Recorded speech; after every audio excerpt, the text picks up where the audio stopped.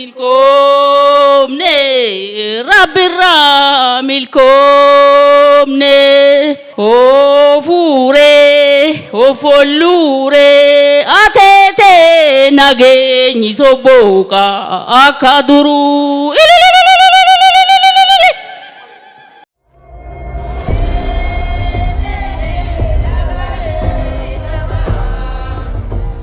Oromoon ummata aadaa seenaa fi oltee bultee gabbataa qabudha.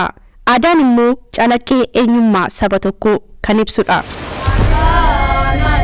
Guyyaa caamaa, guyyaa roobaa, rooba nurraa caami jedhanii malkaan bu'anii guyyaa caamaa malkaa bu'anii.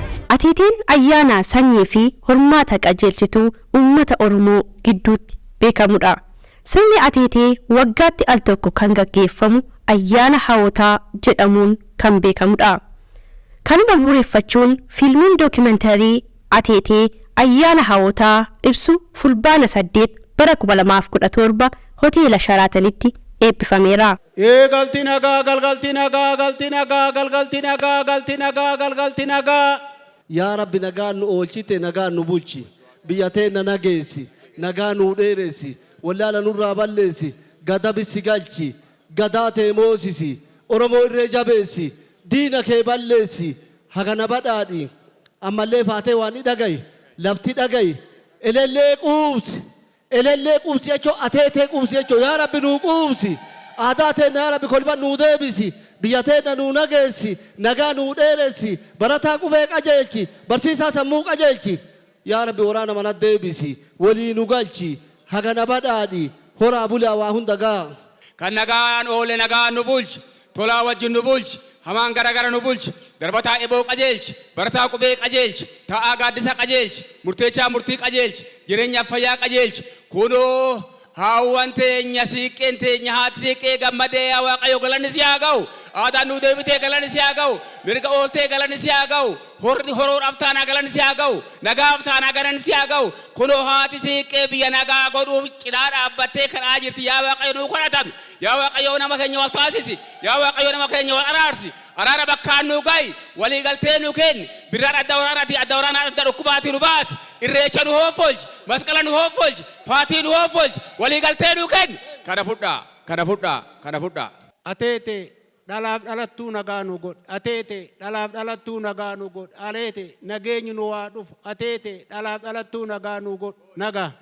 Ateete milkoomne rabbirraa milkoomne. Anaadha abdiin tarabbi milkoomne rabbirraa milkoomne.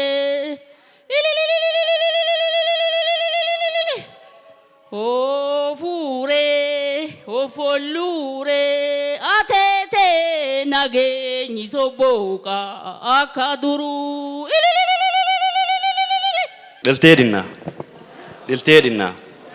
Dilteedhinna kabajamtoota ummata Oromoo ummattoota Itoophiyaa kabajamtoota abbootii gadaa hawwata siinqee fi abbootii amantaa kabajamtoota keessummoota sabaa fi sablammoota biyya keenyaa jalatamtoota maatii hiriyootaa fi artistoota as jirtanii kabajamtoota hooggantoota dhaabbilee garaagaraa qeerroo fi qarree Oromoo jalatamtoota dinqisiifattoota hundi keessan waamicha keenya fudhattanii sa'aatii keessan qaalii nuuf kennitanii abjuu fi kaayyuu keenya kan seenaa fi duudhaa abboota keenyaa amaanaa abboota keenyaa dhalataa haaraa barsiisuu nuti qabnu deeggaruuf qophii kana irratti hirmaattan hundi keessan galatooma. Ayyaanni aabboo ayyaanni aayyoo waaqni Oromoo gurraachaa ijoollee teessan tan seenaa duudhaa aadaa ofii beektu isin haa godhu jechuu barbaada. Dookumantariin kun sirna aadaa ateetee fi siiqqee irratti xiyyeeffachuun kan hojjetame. Kana malees ateeteen aadaa safuu duudhaa fi ummatichaa keessatti gahee guddaa akka qabu dookumantariin kun ni akeeka. Akkuma uummattoota Afrikaa uummanni Oromoo aadaa duudhaa fi seenaa isaa karaa afoolaa fi karaa qabatamaan dhalootaa gara dhalootaa daddabarsaa turuu isaa ni beekama. Jaarraa hedduu seenaan nuti har'a ittiin boonnu sirni gadaa har'a ittiin dhaadannu aadaan bareedaan har'a ittiin faayamnu dhufee harka keenya kan nu gaheef cimina abbootii keenyaatiin ta'uu isaa shakkiin hin jiru. Waggaa hedduuf sababa aadaa duudhaa fi seenaa kanaaf gariin namaa lubbuu fi qaalii dhabeera afaan afoola san fidee dhufe akka hin badneef qabsaa'onni keenya gidiraa hamaa arganiiru seenaan boonsaan abbootiin keenya nuuf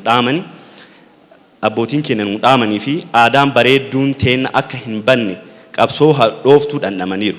Dokumentariin kun seenaa aadaa fi duudhaa uummata keenyaa namoota qoratanii karaa banuu dhalataa lafaa dhufu akka of beekanii ofiin boodan godhuu ciminaa fi walqixxummaa dhala namaaf sirni gadaa Oromoo qabu addunyaaf ibsuu irratti gahee guddaa qaba. Dokumentari kana hojjannee xumuruuf waggaa 2 guutuu yoo fixu akka dokumentariin kun hojjetee milkaa'u warreen na bira dhaabatan hunda galateeffachuun barbaada. Sirna eebba fiilmii dokumentari Ateetee ayyaana hawwotaa kana irrattis abbootiin gadaa haadholiin siinqee itti gaafatamtuun Komishin Turizimii Oromiyaa Aadde Lalisee Dhugaa fi keessummoonni bakka garaagaraa irraa dhufan irratti argamaniiru. Kabajamtootaaf hordoftoota Oromiyaa Global Media Corporation sirna eebba fiilmii dokumentari Ateetee sababeeffachuudhaan qophiin har'a qopheeffanne kana fakkaata. Yeroo biraatti sagantaa biraatiin deebinee amma wal arginutti nagaatti nuuf tura.